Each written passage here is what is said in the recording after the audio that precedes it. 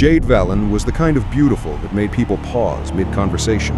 A long, swan-like neck, porcelain skin that shimmered under stage lights.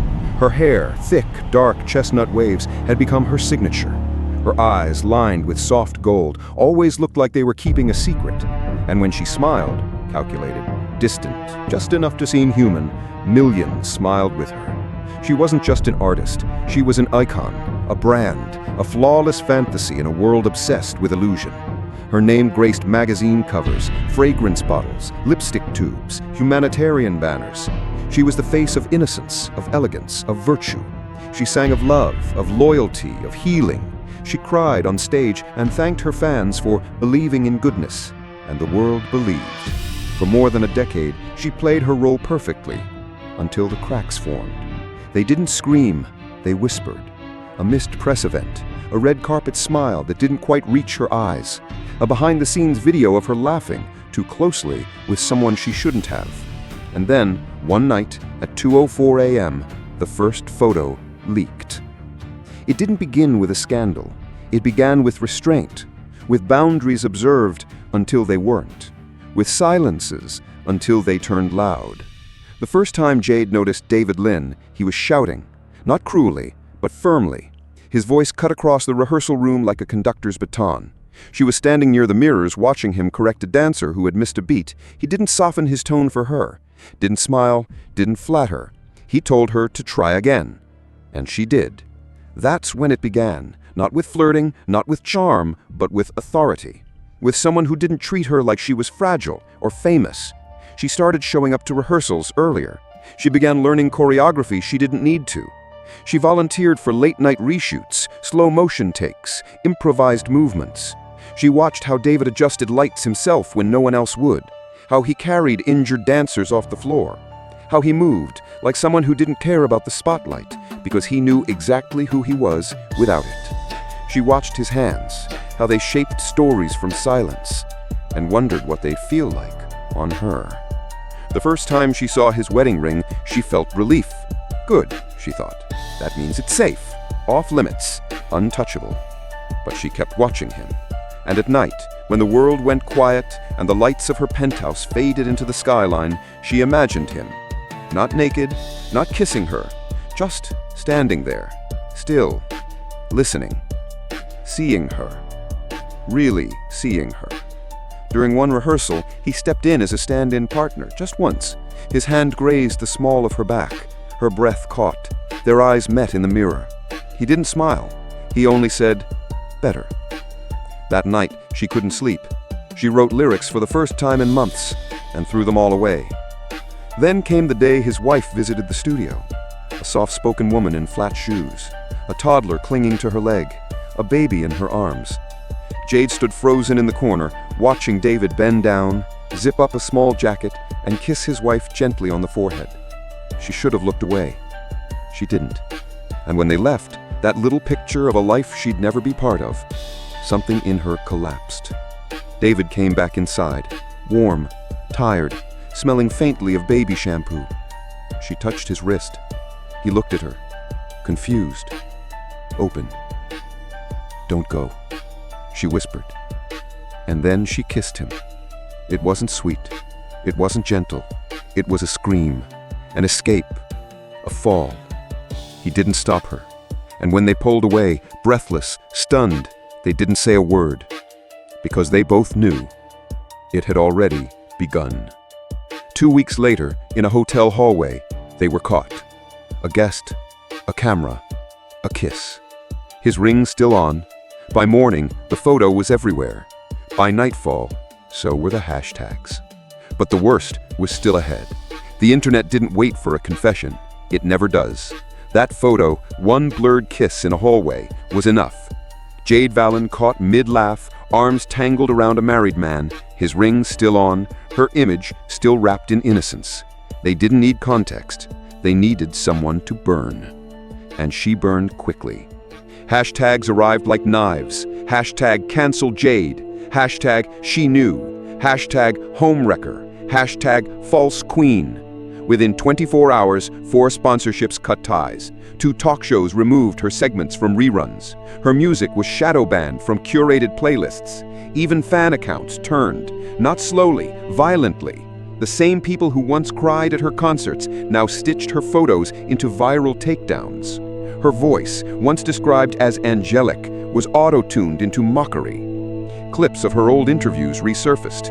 In one, she said, "I believe loyalty is everything." The internet turned it into a meme. They added subtitles, "Except when it's someone else's marriage." Her followers dropped by the hundreds of thousands. Sponsors issued value alignment statements. Even fellow celebrities remained quiet. No one defended her, because no one wanted to be next. Jade stayed silent. No press conference, no apology, no tweet. And in that vacuum, outrage turned ravenous. Then, on the 3rd day, a single post appeared. Black text, white background, agency logo in the corner. Livestream, Friday, 8 p.m., a message to the fans. No photo, no explanation. The internet paused for just a moment. What was she going to say? Would she deny it? Cry? Quit? No one expected what came next. The boardroom was colder than any stage she had stood on. No crowd, no cameras, just the hum of fluorescent lights and the sterile silence of corporate crisis. Jade Valens sat at the far end of the table, sunglasses indoors, a hoodie pulled low over her face, her nails bare, her posture still, her brand crumbling. Across from her sat 4 people: her manager, her publicist, the CEO of the label, and a woman in beige, crisis PR, flown in from Tokyo. No one raised their voice, no one comforted her.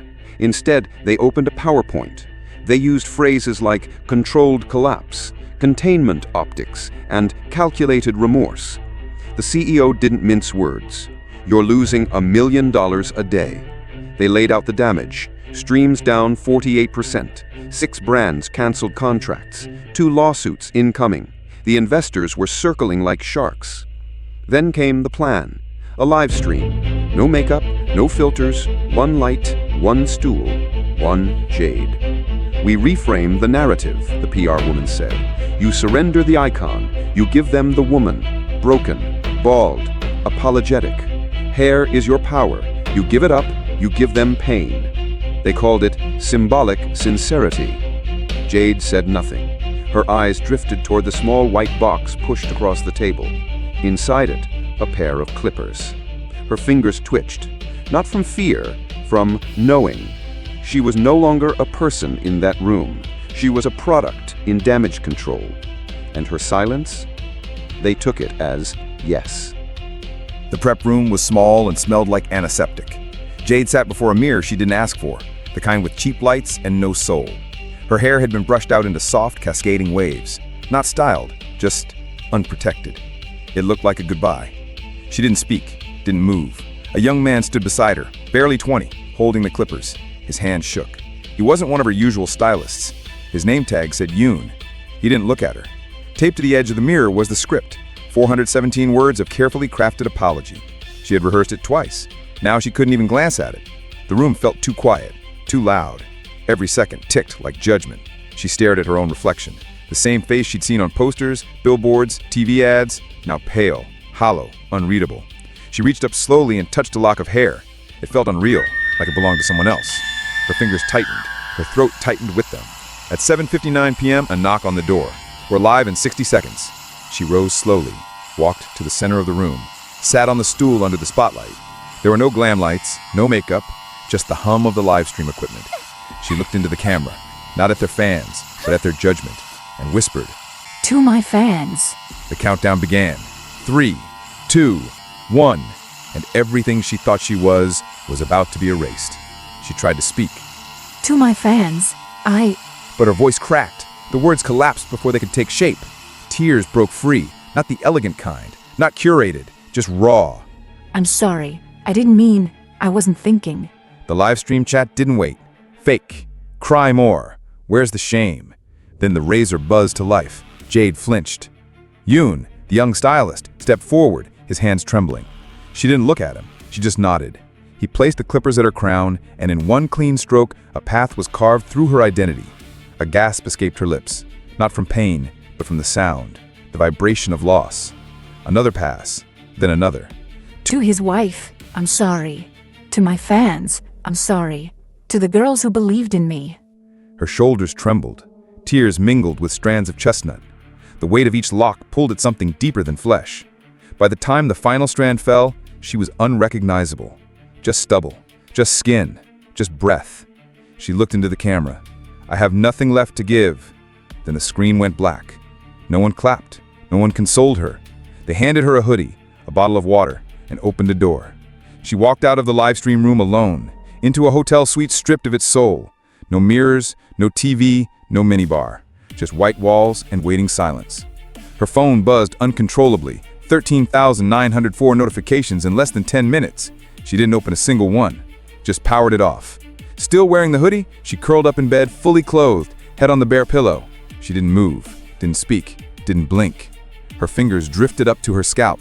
The texture startled her, rough, uneven, exposed. She traced the lines of stubble like someone identifying a scar. Cold air twitched skin that used to be guarded. It wasn't just her head that felt naked, it was her memory. Outside, the world clipped the footage, layered it with soundtracks, turned her breakdown into entertainment. Inside, Jade Valen stared at the ceiling, trying to remember who she had been before the noise. She didn't eat the next day, or the one after. She didn't cry anymore. The tears had hollowed her out. On the third night, a shaft of light cracked through the curtains, and for a moment she thought it was the spotlight again. She whispered, to no one, "Would you still clap if I disappeared?" Silence answered. There was no final statement, no farewell post, no second live stream. She just vanished. Her agency said she was taking time to heal, but no one believed them. Not really. Her social media accounts froze. No new uploads, no likes, no signs. The last story? Still that live stream replay, muted, cropped, looped into oblivion. The rumors came next. She's living in Japan now, shaved, in a temple, taking vows. I heard she checked into a clinic in Zurich. Someone swears they saw her barefoot in Busan, singing to herself near the docks. None confirmed, none denied. Her songs disappeared from playlists. Her billboards were quietly replaced without comment. And then, the machine found someone new. Younger, fresher, untouched by scandal. She sang of love, of rebirth, of hope. And the world clapped again. Sometimes, in the middle of the night, a comet surfaces. I still miss her. No one sang like Jade Valen. Wherever she is, I hope she's okay. Some say she lives by the sea now, alone. Some say she cuts her own hair every month, so it never grows long enough to remember. Some say she sings only to herself. And some say, when you search for her name, all you hear is silence.